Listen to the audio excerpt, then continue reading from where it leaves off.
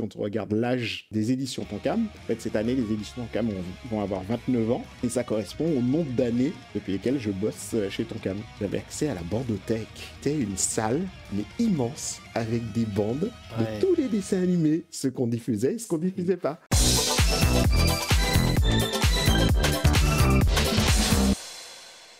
Et on va pouvoir commencer tout de suite l'émission, si tu veux bien. On va commencer par Jojo's Bizarre Adventure, la partie de Jojo's Bizarre Adventure, puis on va parler de Delcourt Tonkam. Mais avant de parler de Jojo, j'aimerais qu'on parle de toi, Pascal. Tout d'abord, est-ce que tu peux te présenter peut-être pour ceux qui ne te connaissent pas forcément? Alors, je m'appelle Pascal Lafine. J'ai commencé dans le manga à la fin des années 80. En fait, je travaillais dans une émission que plus personne ne connaît qui s'appelait le Club Dorothée. Voilà. Je te rassure quand même, ça reste quand même assez connu. Voilà. J'avais un tout petit bureau avec des cassettes vidéo partout, et puis mon travail c'était de recevoir en fait tout ce qui était diffusé à la télé chaque semaine, et puis si je trouvais des séries qui étaient intéressantes, j'allais voir mon supérieur en lui disant faut acheter ça pour l'émission. Voilà. C'est un sacré taf pour débuter, entre guillemets. C'est un peu, finalement, t'étais pas directeur de collection, mais d'une certaine manière, un peu, tu vois. Oui, mais en fait, quand le Club Dorothée a démarré à l'époque, pour commencer, en fait, ils avaient acheté tout ce qui était en diffusion à la télé en 1986. Donc les séries comme Dragon Ball, Saint Seiya, Ken, vraiment tout ce qui était diffusé. Et il y a même des séries qui étaient diffusées à l'époque, comme Borgman, qui avaient été achetées, mais qui n'ont jamais été diffusées dans le Club Dorothée. Donc ils s'étaient pas embêtés, ils avaient tout acheté. Mais ils avaient besoin de quelqu'un en fait pour la phase 2, c'est-à-dire la continuité de l'émission, et du coup c'est là que je suis arrivé. En fait, toutes les générations après, c'est moi qui m'en suis occupé. D'accord. Voilà. Et puis donc ça m'a permis de connaître plein de monde en même temps. Comme j'avais plein de copains à l'époque, donc on s'était réunis pour créer un magazine qui s'appelle Animeland. Voilà. Petit magazine encore une fois. Voilà, j'ai fait les 3 premiers numéros, et puis après ils sont partis voguer de leur côté. Et voilà, puis ça m'a donné l'occasion de faire plein de choses. J'ai connu aussi comme ça dans le chemin, grâce à Animeland d'ailleurs, aussi bizarre que ça paraisse, les gens de chez Tonkam à l'époque, qui était une simple boutique. Et à l'époque, je cherchais des sous pour le financement d'Animeland, pour la publicité. Et ça m'a conduit à les rencontrer, puisque à l'époque, ils ne vendaient pas encore vraiment du manga, mais ils s'y intéressaient. Donc du coup, je voulais de la pub, et j'ai été voir tous les gens qui s'intéressaient un peu au manga pour avoir des sous. Et c'est comme ça que j'ai fait leur connaissance. Et puis en même temps, comme moi j'étais à AB à l'époque, je cherchais quelqu'un pour acheter, en tout cas diffuser en France, les films Dragon Ball et Dragon Ball Z. Ok. Et donc ça m'a permis de leur proposer ça à l'époque, mais ils n'étaient pas du tout intéressés. C'est ouf.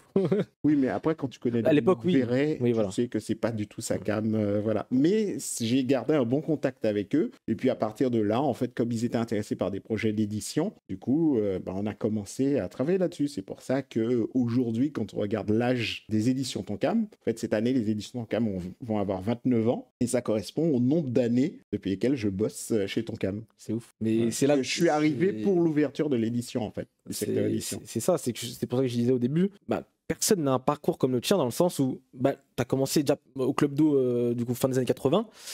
Déjà, mais en plus pour un poste assez important, tu avais fait quoi avant comme C'était pas important, hein, parce qu'à l'époque, les gens, j'existais même pas pour eux. Hein. Ouais, j'étais le guignol qui aimait les dessins animés. Mais malgré, parce que à ce moment-là, le Club d'eau c'est un succès déjà à ce moment-là, quand toi tu signais Si.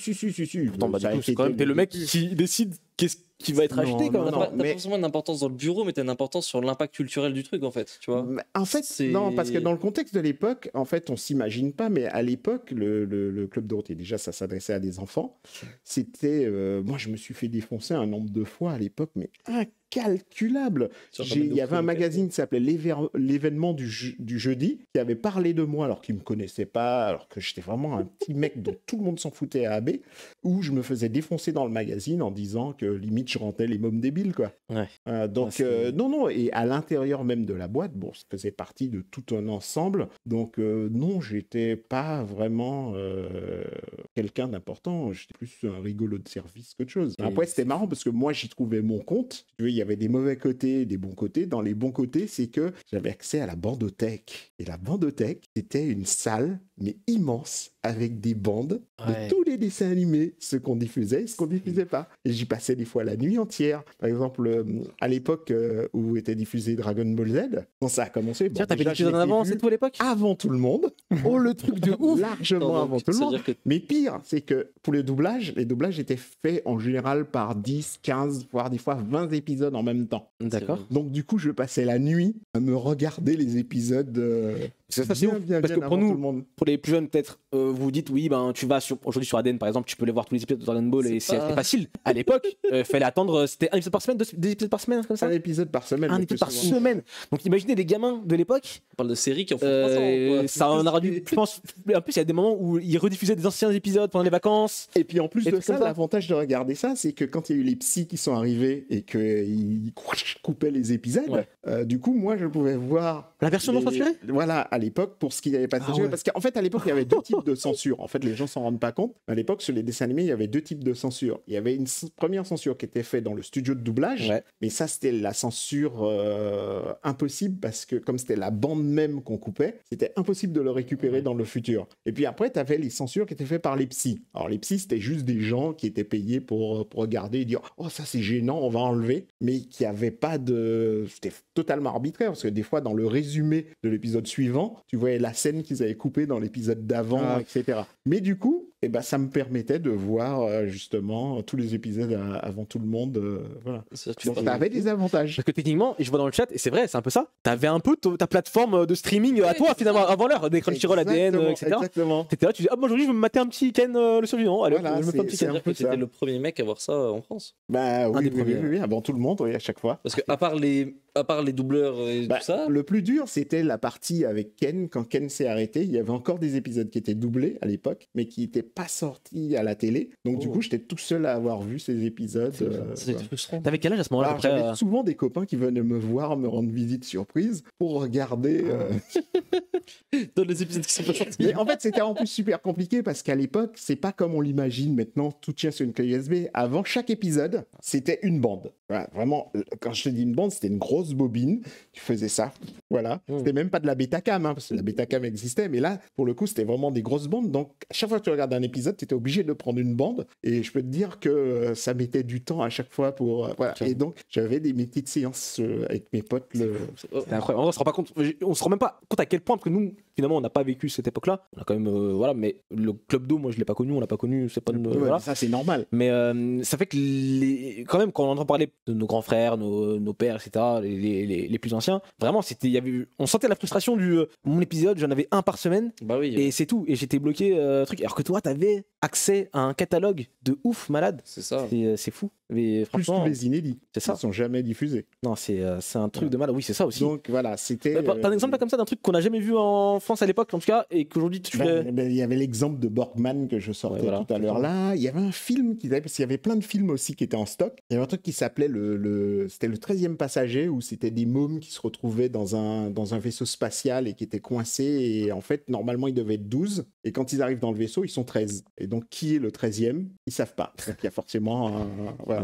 Et donc, il y avait plein de trucs comme ça. Il y avait les films de Touch à l'époque là-bas. Oh. Et il y avait... En plus de ça, il y a eu plein d'histoires parce que quand la 5 de Berlusconi s'est arrêtée, en fait, ils avaient un stock qu'on appelait le stock Rete Italia. C'était le nom, en fait, du stock de dessins animés de Berlusconi. Il y avait plein de trucs. Du coup, c'est AB qui avait hérité de ce stock. Donc, il y avait des tonnes de dessins animés à l'intérieur pour se partager entre TF1 et la 5. Donc, ça faisait encore plein de trucs. Ouais, ça... Ça, c'est ouf. Bon, je parle de trucs de vieux, là. Mais Non, mais c'est super intéressant. Mais c'est un Et truc. comment t'es arrivé là-dedans? C'est ça le truc.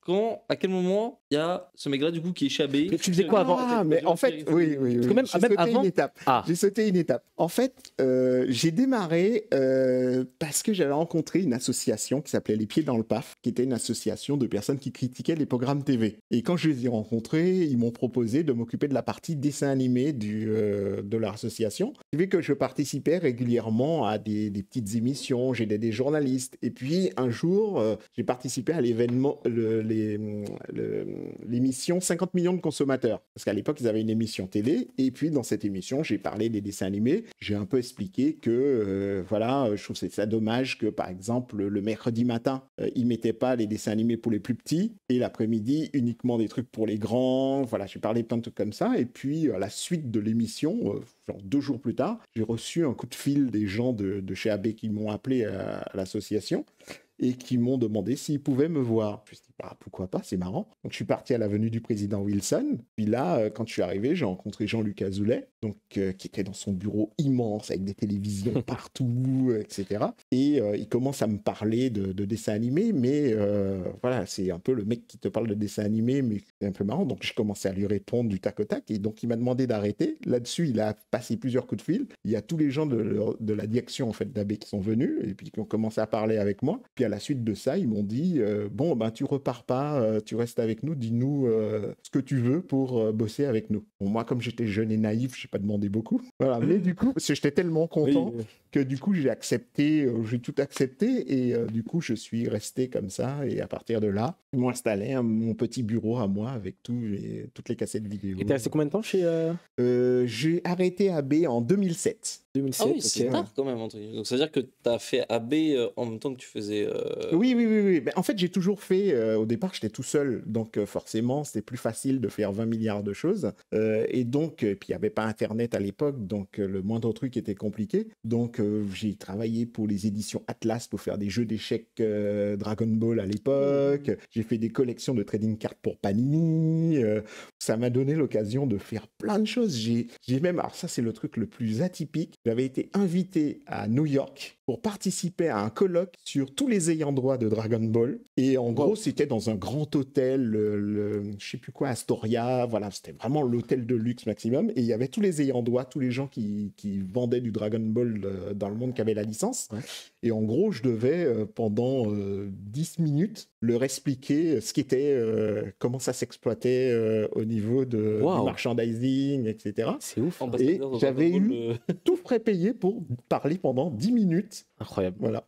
Mais en plus, pas dire des choses forcément intéressantes. Hein. Ouais. Voilà. Ouais, c'est un truc de ouf. Ouais. C'est dingue. Sauf que Dragon Ball, c'est pas la petite licence du coin, quoi. C'est Dragon Ball. En fait, non, c'est parce qu'on le regarde avec l'image d'aujourd'hui. À l'époque, c'était pas tout à fait la même chose. C'était un petit peu compliqué. Il n'y avait pas grand-chose qui existait. Donc, si tu veux, la moindre information devenait une information. D'accord, ok. Même si c'était pas frais, mais ça devenait un truc important. Donc là, on est sur la partie de ta vie un petit peu AB. Et du coup, tu as commencé à expliquer que le switch, on va dire, chez Tonkam, ça s'est fait via Animeland où tu as pu rencontrer des gens chez Tonkam. Comment ça s'est passé du coup cette transition? Tu as commencé sur quel poste à la base? En fait, à l'époque, quand je suis arrivé, donc c'était pour avoir la publicité pour Animeland, pour le financement d'Animeland. Et puis, en même temps, comme eux, ils s'intéressaient au manga, dans un second temps, en fait, je leur ai proposé les films de Dragon Ball qu'ils voulaient pas, mais qui sont partis du coup dans une autre boîte dont je me rappelle plus le nom. Mais on est resté en contact. Et puis, comme eux voulaient absolument faire du manga, du coup, c'était l'occasion ou jamais, voilà. Et puis, comme il y avait la boutique Tonkam qui existait, donc du coup, j'ai en même temps commencé l'édition pouvait pas financer quoi que ce soit, donc je me suis pris un petit poste de vendeur à la boutique, mais c'était censé être un truc qui était là pour 1 mois, 2 mois, le temps de lancer, et puis finalement, je suis jamais reparti. Et puis comme à l'époque, en fait, c'est pas comme maintenant, par exemple chez Glénat, à l'époque, eux avaient commencé à faire Dragon Ball, et à l'époque, il n'y avait pas les ordinateurs comme maintenant. Donc Glénat, eux, avaient fait le choix pour faire Dragon Ball de gratter des films. Donc en gros, ils recevaient des grands films en noir et blanc. Voilà, c'était comme des celluloïdes transparents avec les images de Dragon Ball, avec les textes dessus. C'était les films originaux japonais. Et à l'époque, Glénat avait des boutiques. Donc des fois, quand tu allais dans les boutiques Glénat, tu voyais les mecs entre 2 clients qui grattaient les bulles, bulles de texte comme ça pour essayer d'enlever les textes. À l'époque. Hein. Ouais. Nous, c'était trop compliqué. On ne pouvait pas faire ça, donc on a essayé de trouver une autre solution. Et à l'époque, il y avait les Mac qui commençaient à avoir une nouvelle génération. Donc on s'était acheté un Mac avec un scanner qui s'appelait c'était un Agfa, c'était Arctus, je sais plus, mais il était super ce scanner. Et donc on a commencé les premiers tests pour scanner les pages et nettoyer directement par ordinateur. Sauf qu'à l'époque, les ordis, c'était tout pourri malgré tout. Donc on pouvait pas mettre un manga entier à l'intérieur d'un ordinateur. Ah, ouf. Donc on était obligé de se relayer. Donc pendant la journée, moi j'étais à la boutique, il y avait une personne qui s'occupait de faire les bouquins, et la nuit, j'allais dans les bureaux pour relayer la personne et continuer à faire Video Girl. Voilà.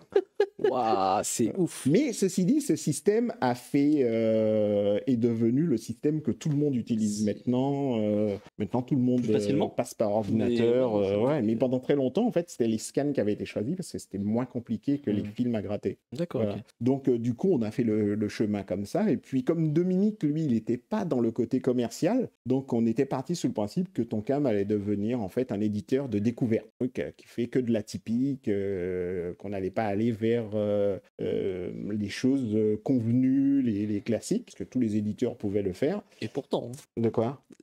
d'un côté, ça a quand même eu des énormes cartons aussi chez Tonkam. Non. Online. Oui, mais si tu veux, faut mettre ça à une échelle. En fait, C'est pas Dragon Ball, euh, mais Ah, oui, mais en fait, c'est une échelle qui n'est pas. Comment je pourrais te dire ça? Ça a été un carton à une échelle de fans. Comment je pourrais te dire ça? Ouais. À l'époque, Il y a le C'est succès très critique, mais pas forcément le succès.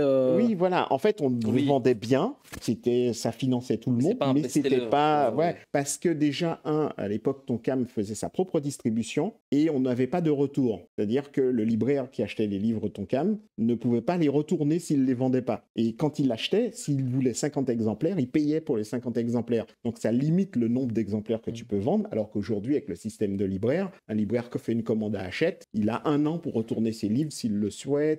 Voilà. ça, c'était spécialement Tonkam ou c'était globalement à l'époque Non, c'était comme ça Tonkam qui faisait ça. Ouais, C'était un système Tonkam parce que était les c'était seuls à pas nouveau. avoir de. Ouais. Voilà, et donc ça a changé en 2005, on va dire, quand Delcourt a racheté en fait Tonkam. Tonkam est passé en grande distribution, donc du coup a été distribué par Hachette. Mais jusque-là, en fait, c'était la propre distribution Tonkam qui avait, donc ça limitait le développement. Mais après, comme on n'était pas non plus sur des choix de manga qui étaient des trucs du Dragon Ball, des choses comme ça, donc c'était moins dérangeant. Donc ça nous a permis de lancer les premiers vrais shoujo, de faire du clamp, de tester des choses, faire les premiers boys love. Donc l'idée, c'était essayer à chaque fois de se renouveler et d'aller vers des endroits où les gens ne nous attendent pas. Et c'est un peu ce que j'ai essayé de garder, même si pendant toute une période ça a été compliqué parce que tous les nouveaux éditeurs qui sont arrivés se sont mis sur ce créneau, mais c'est toujours quelque chose que j'essaie de conserver, de faire des choses un petit peu atypiques et inattendues. D'accord. Comme, par exemple, ramener du webtoon en France. Effectivement, le webtoon, ça a une grande Ouais. place aujourd'hui. On en parlera peut-être un petit peu vers la fin de l'émission.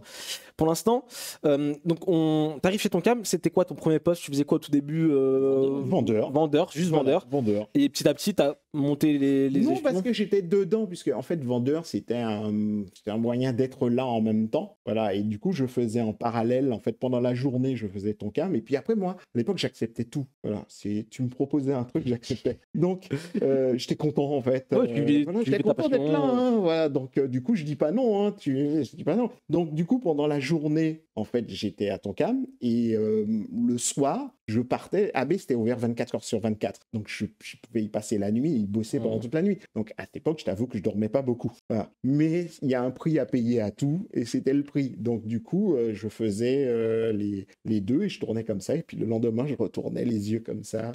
À la boutique. Et je faisais ça Ok. 6 jours sur 7. Je suis sûr que c'était pas facile, mais tu vivais de ta passion à ce moment-là. Ça. Et c'était le principal, à mon avis, Oui, pour c'est toi. En vrai, voilà. c'est comme ça. C'est ce qui hein. m'a permis de développer beaucoup de choses, de faire pas mal de choses. Sinon, ça aurait pas été possible.